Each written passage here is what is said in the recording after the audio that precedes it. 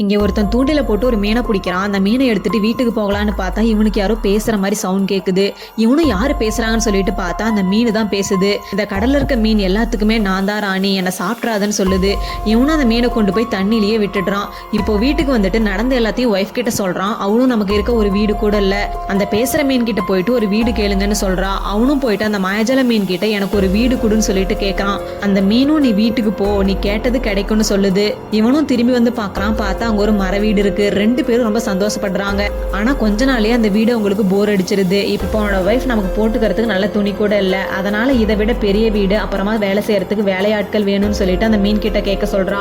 இவனும் போயிட்டு கேட்க நீ சந்தோஷமா இருக்க, இதெல்லாம் வேணும்னா நான் தரேன்னு சொல்லுது. இப்போ அவங்க ஆசைப்பட்ட மாதிரி ஆடம்பர வாழ்க்கை கிடைச்சிருது. ஆனா கடைசியில அந்த வாழ்க்கையும் வெறுத்து போயிடுது. கடைசியில எனக்கு பழைய வாழ்க்கையை கொடுன்னு சொல்லிட்டு அந்த மீன் கிட்ட போயிட்டு கேட்கறான். அந்த மீனும் இனிமே அளவுக்கு அதிகமா ஆசைப்படக்கூடாதுன்னு சொல்லிட்டு அவனுக்கு பழைய வாழ்க்கையை திருப்பி கொடுத்து